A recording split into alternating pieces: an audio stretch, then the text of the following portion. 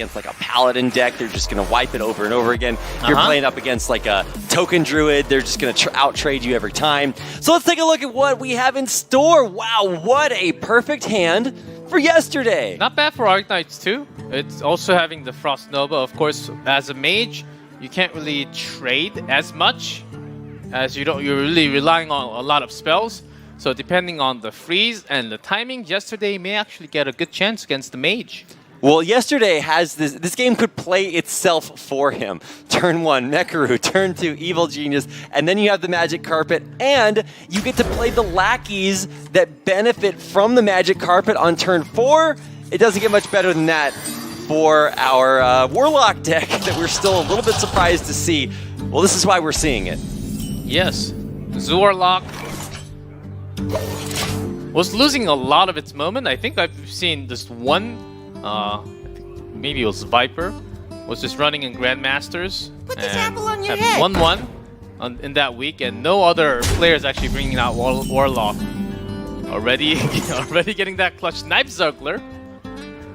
That's right. And so yeah, this like I said, this deck kind of plays itself for Zoo. This is another reason why it's one of the best decks that you can craft early on if you're new to Hearthstone, because the decisions that you have to make each turn are at face value pretty simple, but actually there is a little bit of depth to this deck, especially when you have complicated decisions to make depending on which decks you're playing against. One of the easier decks, I would say, but you really learned how to trade all the minions. Absolutely. And how to trade efficiently and what you have to do to win that RNG and to trigger a lot of your card's value.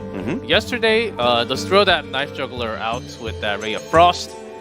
But you still have the second one coming, and as long as you're keeping minions, especially the carpet on the board, I think you're okay. Yeah, the carpet is the big one. This is the card that really keeps Zoo Warlock viable at all. Because not only does it give your other minions rush and +1 attack, but it also is incredibly sticky. It's a 1/6 on turn 3 that is just so hard to deal with. It's going to get a lot of its value hitting on face already. Yep, absolutely. A few more Frost Nova or just taunts. I would say that as powerful as we're talking about the draws and the turn and the deck for yesterday being, this is a specifically crafted mage deck to deal with decks exactly like this. Decks that go wide, that empower your Sea Giant, and also decks that are based on many small attacks that can be completely neutered by these, well, anything that freezes them. Oh yeah. Sea Giant option. Also Ziliax in hand for possible life steals again. Just gonna go for the Solarium, and this really sets up for that same combo that we saw win Arknight his previous series. That is Luna's Pocket Galaxy into Luna Stargazer, and then you just play infinity cards in your opponent's face. Yep, and this Warlock having 2 Sea Giants in the primary. So that's, I won't really say that's greedy, but as long as you control the board, or when you lose that control against like something like Hunter with a big board on their side, Giant can be a mechanic to come back. Yeah, I think it's just that specifically this deck is targeted against decks like this. You build your primary deck against hyper aggro, and then if you find that you need to change it, you can adjust that later on. But because these are the primary decks, both players are still figuring each other out, feeling each other out, and I think for now, maybe you want to try to develop and secure that Sorcerer's Apprentice a place on the board. Yeah, Apprentice, Mirror Image, Sea Giant. I think Arknight can have some defense set up. But also thinking about Frost Nova, because the Sea Giant from yesterday is actually pretty strong. You only have 18 left. And yesterday certainly does only have 1, but you can just tap every single time for extra card. Observe and reflect. So what do you think Arknight's going to do actually? I think freeze the board? Yeah, I think if you freeze the board here, you can ensure that the Apprentice stays there, most likely, unless there's like a Soulfire draw. But anytime you stick an Apprentice, that means that the subsequent turns are just going to be massive. Because if you also freeze here, then that ensures that you can play your Giants down later on. Well, maybe one of them. But yeah, this is certainly going to be a Giant play, and then you freeze everything on your opponent's side of the board. And man, if you were to draw into something like Conjures the next turn, like, I mean, good luck yesterday. And only Crystallizer. Okay, definitely not what he was looking for. And this is one of the big problems of the Zoo Warlock deck, is that around 6, 7, 8, you're really going to run out of steam unless you have the draws that you need. Which would Imp, not what you're looking for. Yeah, you have a lot of G1, but without the Knife Juggler, it can be tough. Drawing some more lackeys. I mean, it's going to give you Rush, but unfortunately, as much as you would like it, to the Rush mechanic does not beat being frozen.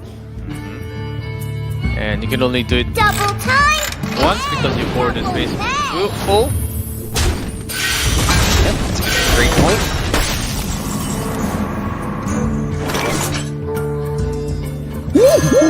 Need extra set of bananas already. So many bananas, literally all the bananas. What do you think you do in this position? I mean, Ziliax is a great option because it allows you to help clear the board. It's a taunt to put in the way. Yeah, but the problem will be the Sea Giant from yesterday. You seriously don't want that damage. 8 damage going into base. You have the Apprentice, but no other ways to freeze the entire board of yesterday or even to clear out. So what do you do here then? I mean, I guess you're kind of forced to trade Sea Giants, right? I mean, you can use the banana to ensure your Sea Giant doesn't die. But it's gonna die to other minion Right, trade anyhow. exactly. So just by forcing a few more trade and stopping those damage from going directly into the face, is what Arknights. I think that is the only options other than just playing Ziliax. Well, I think the best option is to play Ziliax and then banana the Ziliax so you not only get more health back, but it trades more efficiently. Yeah, that's also good. Into everything else on the board. I mean, at that point, you're still using your Ziliax resource, and maybe that's not what you want to do.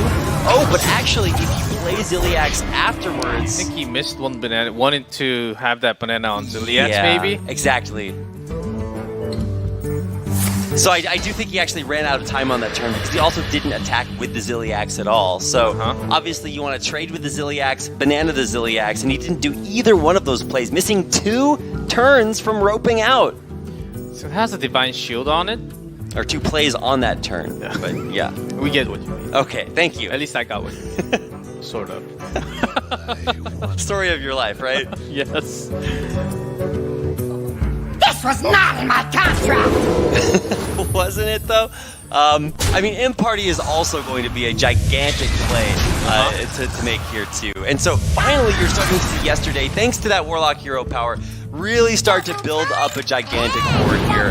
Obviously, any sort of Frost Nova play would really shut this down, but even though there's a second one in the deck, you can't really just expect to draw that. And look at how good this carpet is. Yeah, that's why the carpet is just so strong. You just gotta remove that, preventing it going from having that +1 and also the rush. Just clearing everything that's +1 for every other minion. Well, well, well, this is just quite the board to deal with. And so once again, yesterday is sort of playing the skill test with Arknight. Do you have what you need now? And he does not. Nope, he has nothing. GG, that's gonna do it for game number 1. And it's going to put us back into this specialist format where Arknight has to think, does he change it up? Looking at the secondary or the tertiary, I think maybe thinking about tertiary, which has Alexstrasza. Okay, just because you never know really what to expect, and the Sea Giants can still be powerful, but I think we're actually just going to keep things exactly the same, G-Clef. Let's see. With that Knife Juggler and Origin Squire, which is also in secondary tertiary deck, yeah, so I think exactly know yet. Yeah, I think actually both players are going to play the exact same decks here, Yeah, but it seems very likely. we don't know exactly from the opening mulligans. Maybe we'll get some insight once they choose their cards. What to do? All right, well, it looks like without too many extensive draws or replacements from the mulligan, we're probably just seeing the same exact decks again. And you know, that played very well for yesterday. He was able to tap enough to get into the cards that he needed. And for Arknights, you know, I feel like this time around, if he can draw both of those Frost Novas, that's great. but he couldn't do that in game number 1. Yeah, just having one was actually a painful moment. Even not many Ray of Frost, because he had to use that against the first Knife Juggler, which is a big threat. Again, that's why he's trying to chip some damage into it. So with 2 Argent, Abusive Sergeant, and Sea Giant, we know this yesterday just kept his primary, because both of the Sea Giant goes out in the secondary, and one of the Sergeant actually is removed in the tertiary too. So that's primary for both. We figured it out. Detective G-Clef on duty. You guys can't see him right now, but he has a double-brimmed Sherlock Holmes hat on just to fill the role. Yes, sure, that's a Sherlock hat on my... So, well, moving on. Oh my god. Well, this is actually a pretty easy decision for yesterday to make. Like we said, one of the benefits of this Warlock deck is that Zoo just kind of plays itself. You can just knowing that there's not many board clear from the mage, you can just put all the low ones down and getting the maximum amount of knife. And early board presence. Same game, same deck, same Warlocks. The Warlock, you just keep on pressuring. But now look at the setups that are coming in from Arknights. He's going to be able to Sorcerer's Apprentice and freeze the board this turn. And that sets up for really anything he wants for the next turn. Giants, tigers, bears, oh my, anything he wants. And if, let's see, does he have, yeah, he does have Conjurer's Calling into that, that Sea Giant. So just so many options if he can find a way to cram that on the board with Khadgar. Yeah, still too early, so that has to be in few turns for that, for all of those that you said to happen. But surely can buy some time with the freeze that he has with the Apprentice. Yeah. I think that's going to be the first move. Yeah, these are the tough turns for for yesterday, where he's getting frozen. Some of the things are getting pinged off his board. It feels kind of bad and yucky, but oh wait, whoa, is he actually going to conjure that? Yeah, wow, okay, conjuring his Sorcerer's Apprentice. Not that great, actually. Just kept the damage out, but Frost stops it from moving, not from existing. Yes, on the board.